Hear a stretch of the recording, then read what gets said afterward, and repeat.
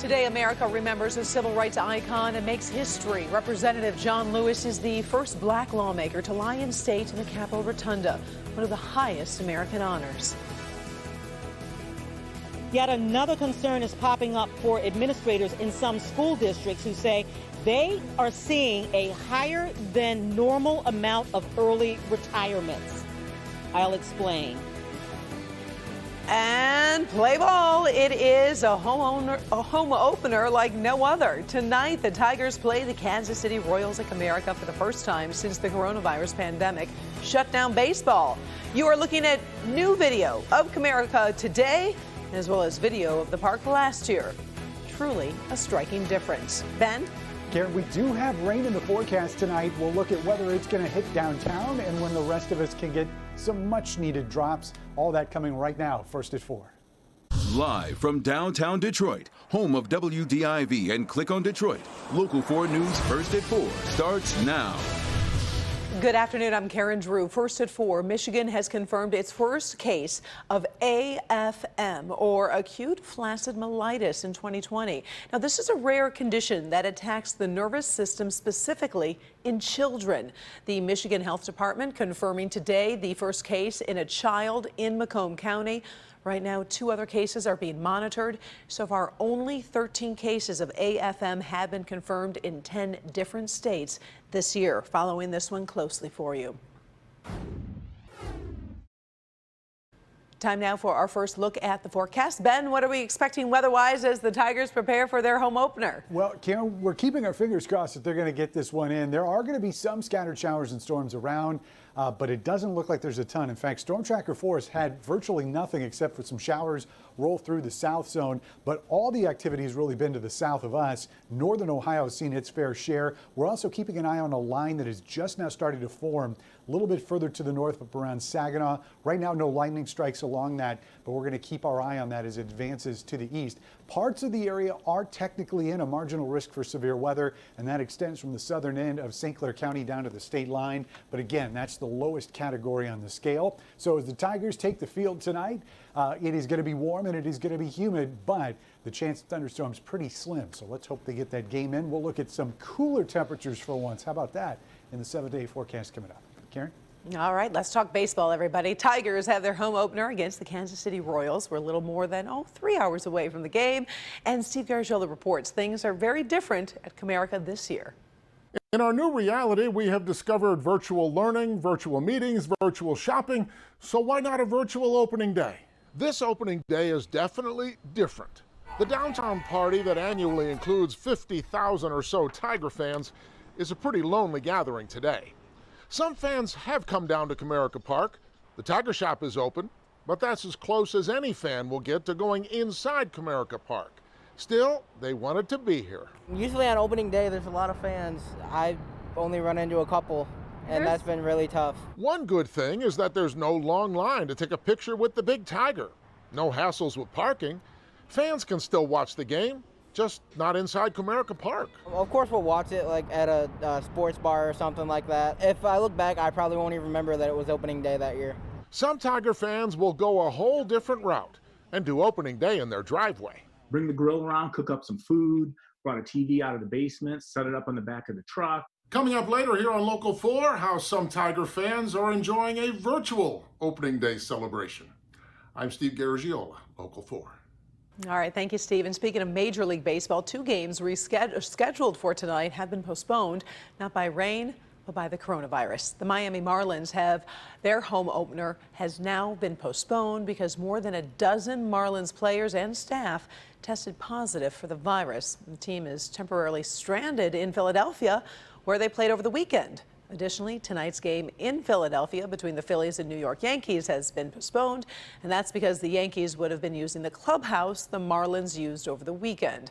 Major League Baseball is conducting additional tests and will provide later updates. Meantime, President Trump's national security advisor tests positive for COVID-19. Robert O'Brien's diagnosis makes him the highest-ranking Trump administration official known to have tested positive. Unclear now when O'Brien last met with Trump, but their last public appearance together was more than 2 weeks ago. The White House says his infection poses no risk to the president or Vice President Mike Pence. A week of honors for the late Congressman John Lewis continues today in Washington. The body of Lewis was carried this past weekend over the Edmund Pettus Bridge in Selma, Alabama, where the young John Lewis was severely beaten during a voting rights march back in 1965. The honors continue today in Washington. Kimberly Gill following the latest from the newsroom. Kim. Hi, Karen. Good afternoon. The life of John Lewis took him from Alabama to Georgia and on to the nation's capital, where he served in Congress for more than 30 years and where he came to be known as the conscience of the House of Representatives. His passionate crusade for civil rights, minority rights, and human rights commanded respect. And we're seeing that respect showing itself right now in Washington, D.C. An honor guard greeted the arrival of his body at Joint Base Andrews outside Washington. From there, a motorcade took the body past a series of landmarks and monuments in the Capitol, including Martin Luther King Jr. Memorial, the Lincoln Memorial, and the Black Lives Matter Plaza. The motorcade ended at the United States Capitol, where the body will briefly lie in state, the first such honor for a black lawmaker. Lewis was honored by selected members of the House and Senate and their leaders. John Lewis lived and worked with urgency because the task was urgent. But even though the world around him gave him every cause for bitterness, he stubbornly treated everyone with respect and love. Here in Congress, John was revered and beloved on both sides of the aisle, on both sides of the Capitol. We knew that he always worked on the side of the angels, and now we know that he is with them.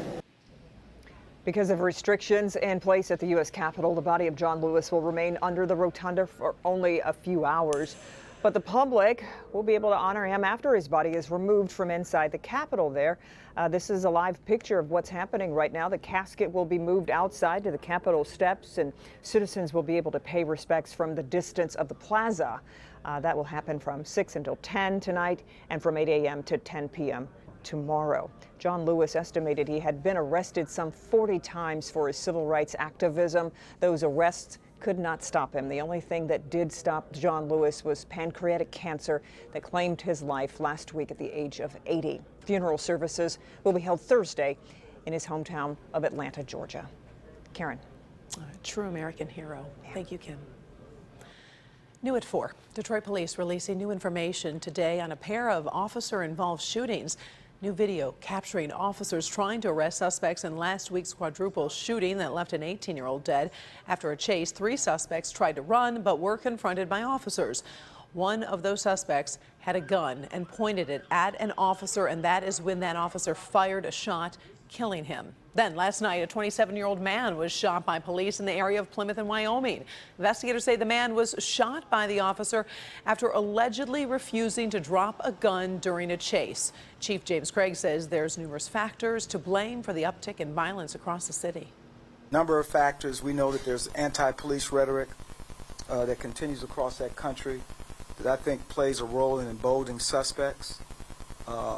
I believe, based on my experience, that in addition to that, that we have individuals in our communities based on no bail, low bail, and COVID release from detention centers.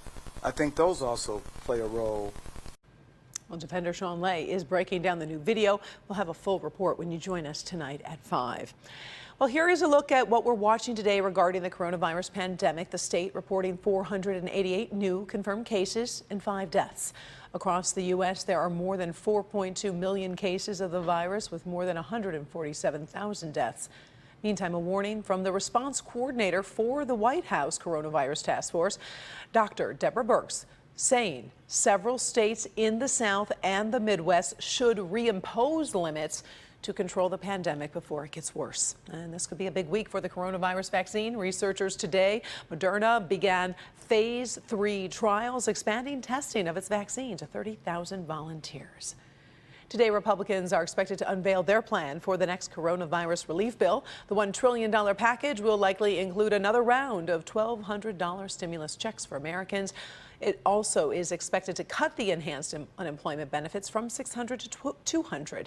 The plan could also extend the moratorium on evictions. Democrats are pushing for a more generous stimulus plan, including additional unemployment benefits.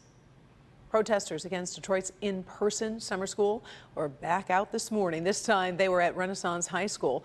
Sunday was the deadline for the 600 summer school students to get tested for the virus. So far, only 2 students have tested positive.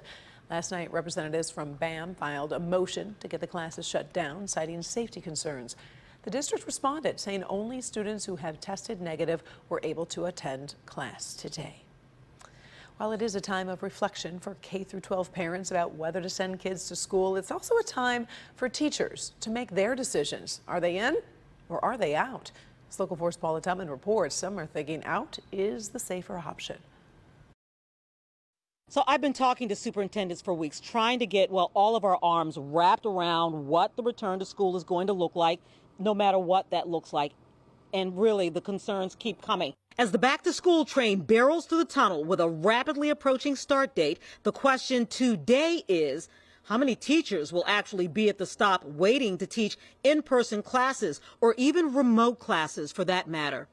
The Tri-County Alliance, an organization that represents thousands of school districts, teachers, and students, says that there is a real concern. We've heard a lot of talk all through the summer of teachers being concerned about the safety of schools reopening and their own health and well-being, and that's understandable. Many teachers are already making the decision to opt out of either or both. Parents should be worried because, unfortunately, it's students that are going to pay the price for this. Lasita says she has 1 foot in and 1 foot out. I don't think it's safe to return to school.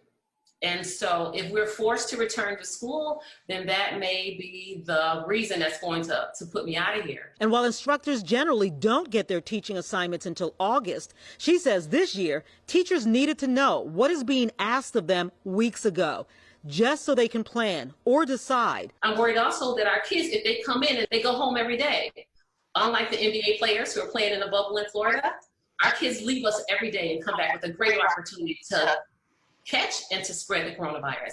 And it's deadly. It's affected me personally. I've had friends who passed away. I've had family members who've been in the hospital for coronavirus for weeks on end. And I've had many people sick. So I think maybe if a person has not experienced that, they may still think that it's, urban legend or something. But this is real. It's dangerous.